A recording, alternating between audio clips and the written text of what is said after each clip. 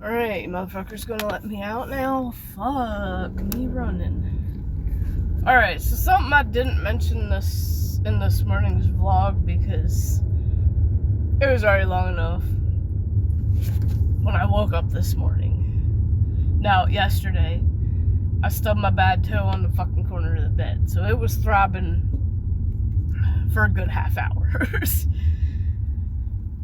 When I woke up this morning, my other foot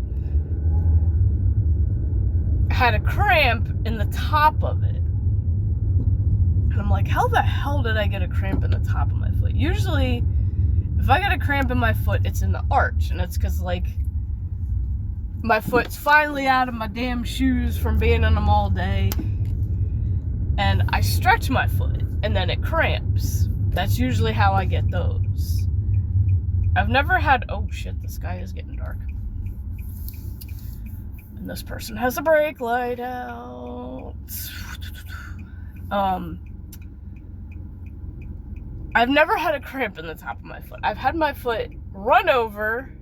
Well, I've had one foot stepped on by a horse and the other one run over. I think this is the one that was run over by a big wheel thing when we were moving side counters around at my old store when it had a remodel. And my foot, both feet basically are fucked up. They can't have, like, weight on them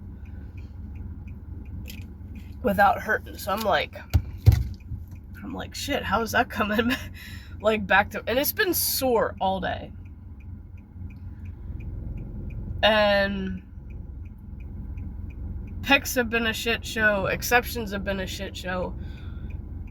Everybody called out or dipped that could do exceptions. Now, the only one I'm not mad about, because they only call out when it is an emergency, is my work wife. The other one calls out a lot, and don't know how they still have a job, but not my business, not my problem. The other one that was supposed to cover me, actually supposed to cover me, her and her boyfriend both work in our department, and he decided, yeah, fuck it, they're leaving. They dipped. And she was supposed to cover my lunch.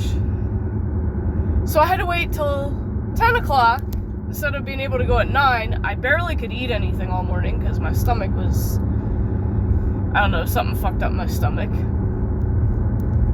What happens when you get older? You sometimes wake up with mild cases of, diarrhea a little bit in the morning, and it's a pain in the ass. And it's like, it's annoying when your stomach's doing that, and at the same time it's growling because it's hungry. It's like, well, I don't want to feed you if it's just going to come right back out. Like, get this out of my system first. And it's like, all I had literally was like that Hers popcorn to snack on. That's not very much. So by 10 o'clock, like, I was fucking starving. When the other person came in who could cover, and needless to say, even though they are newer at it, they did an amazing job covering. And they're definitely getting faster and better at it. And it's like, well, they just need all the opportunities. That's all it is. Like, what management doesn't realize is it takes time to get into a smooth rhythm of doing exceptions. Because there is a rhythm to it, you just have to find it. And then they try to ask if I want overtime. I'm like, fuck no, man. My foot. And it's funny, like, when it was about time to leave, my foot kind of is, like, not hurting as much anymore. And I'm just like, I'm not going to say anything. It's just like, I have to get shit for dinner. It's just like, everybody's going to be hungry when I get home. I'm not staying another fucking hour in this place and wasting my afternoon. Yeah, I'd like the money, but I'd like the money doing something I enjoy, not that bullshit. I need a break. I need another vacation. I need to put in for my September vacation.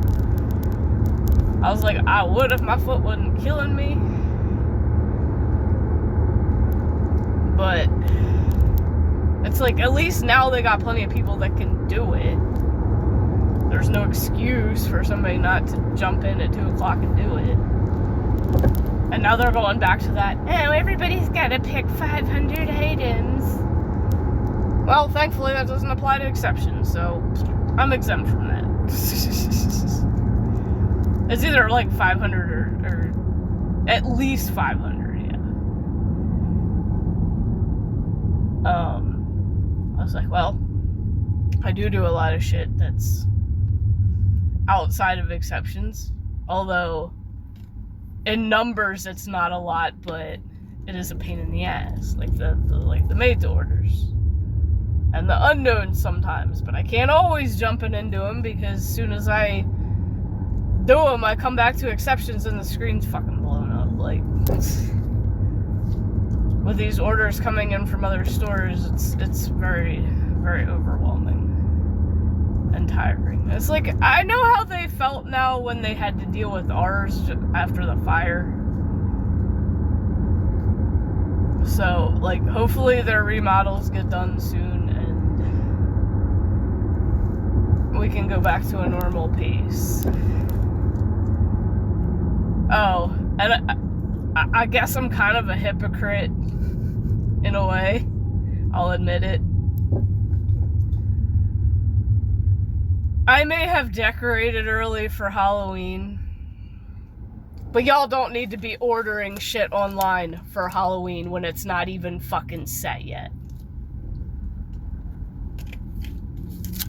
If you want shit for Halloween, you need to wait till it's set. Wait till the back to school shit is gone. And it's funny because the backroom location for this decoration said Top Steel out in Lawn and Garden. I'm like, they on crack if they thinking I'm gonna get somebody to get that down in a very short amount of time, because we're almost running behind. Like, yeah, no, that's not happening. And then the other location it said for it was actually where there's back to school. And I'm like, yeah, no, not happening. That may be where it's supposed to go when they said it, when back to school is done. But for now, it's definitely not there. There's not ghost decorations where the composition books are. Sorry to tell you.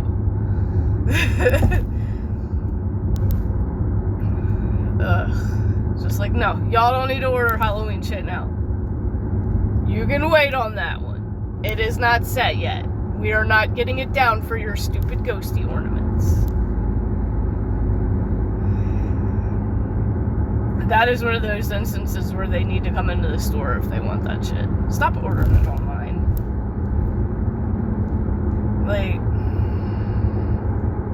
it may look good in the picture online, but what if you get it delivered and you realize the quality of it's absolute fucking garbage? What are you gonna do then? Especially if it's something brand new that they've never, it's never been a thing before. You don't know what the fucking quality is. You don't know how accurate that picture is. Well, yeah, like, depending on where you're getting it. Like, Temu you can't trust, obviously, and Wish. It may show one thing, but be completely different. I mean, there's gonna be scammers like that on all sites, probably, but, like, still. It may describe it, too, in the thing, but that doesn't mean... Like, I've seen some stuff described very well, and then when I've gotten it, like, this is a piece of shit. What a waste of money. Like, I'd rather see the thing, I'd rather hold it in my hands before I decided I was actually gonna buy it. You know what I mean? Call me crazy, but that's just how I feel. There's certain things, obviously, that are different. Like an obvious, you know it's good quality. If you're ordering plushy hand puppets, you're gonna spend a little more, but you know Folk Manus is the ultimate top quality of plush hand puppets. Because more often than not, you've probably visited a mall that's had a bookstore in it, or actually visited a bookstore like Borders Books, Barnes & Noble. Well, Christianimal has a Barnes & Noble in it. Borders shut down. But I know the Barnes & Noble and Christianimal, upstairs where all the kids' shit is, there's a big rack. It looks like one of those hat racks. And it's full of Folk Madness hand puppets. So, like, you've already seen their fucking quality if you've gone in there and looked at that. Hence why they are a little on the expensive side. But they're worth it because they're good quality. You know you're not going to get a cheap piece of shit if it is that brand.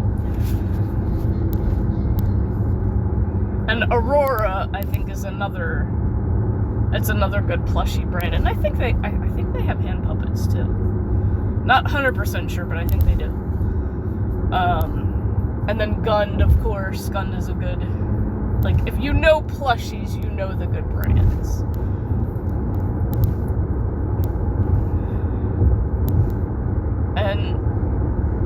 And with Dollar Tree, the quality of their stuff is shit, but not all of it is. Still, it's better to go in and see it for yourself before you decide to buy it. Like they now have stuff that's more expensive. They also have plushies that are more expensive.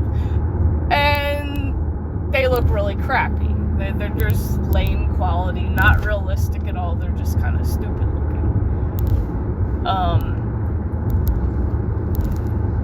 Now I did buy the one elephant. Because I tie-dyed it. And it was cute, so it's whatever. Oh yeah, another thing I was thinking to myself earlier. I know I've mentioned in previous vlogs, we have a lady that comes in and gives samples of stuff out. And today she was doing those probiotic sodas, the Olipop, I guess it is. And she had the cans sitting in ice, so they were cold.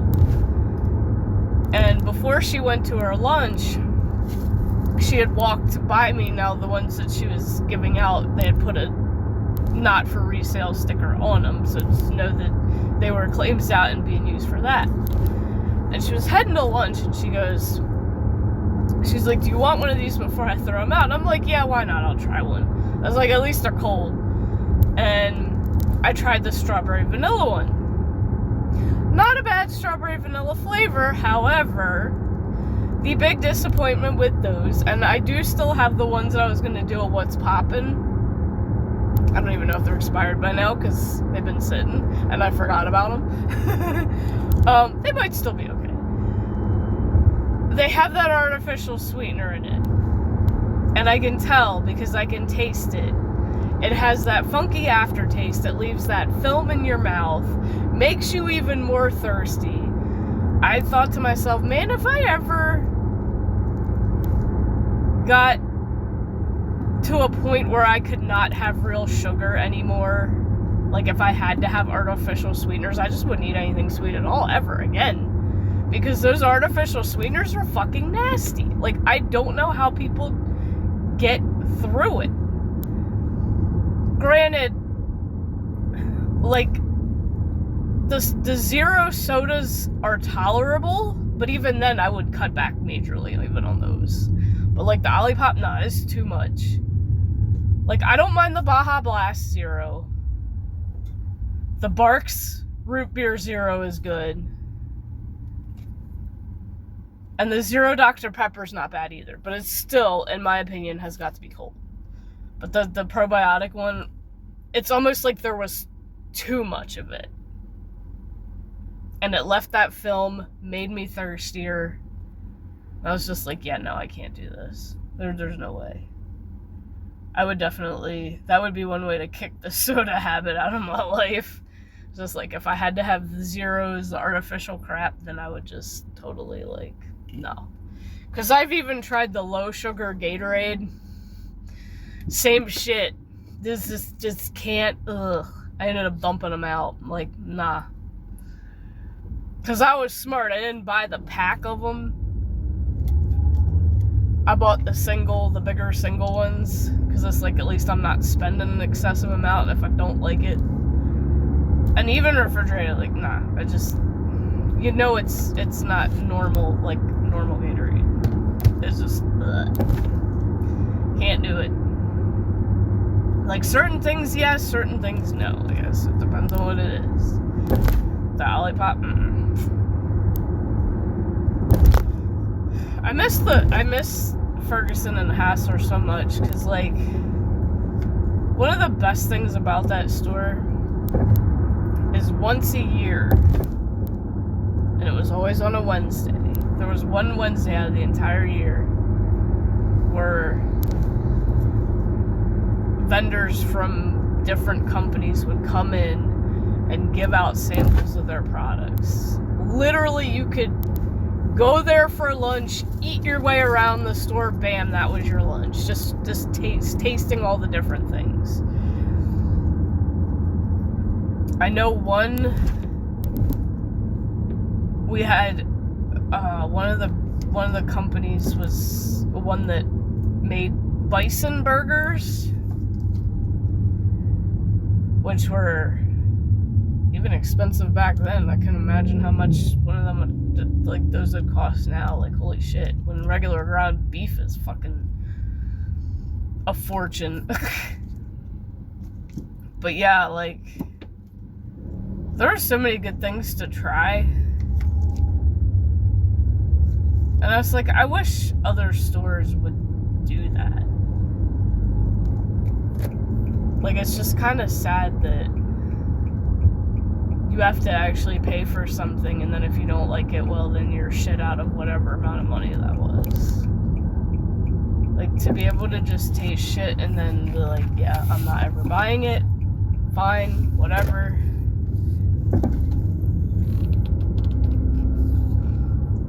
But that's why that Beetlejuice soda kind of sucked, because it's like, I was hesitant, but at the same time curious. And they didn't have it in 20 ounce, because I would have grabbed the 20 ounce first over buying an entire fucking case. And yeah, that was a hard case of sodas for me to get through, because that was disgusting. You do not need to put fucking spice in a fucking soda. Just totally ruined it. And it's funny, because my friend and his wife bought a case of it too, and they didn't really like it either. But they have one random ass can of it still in the back of their refrigerator.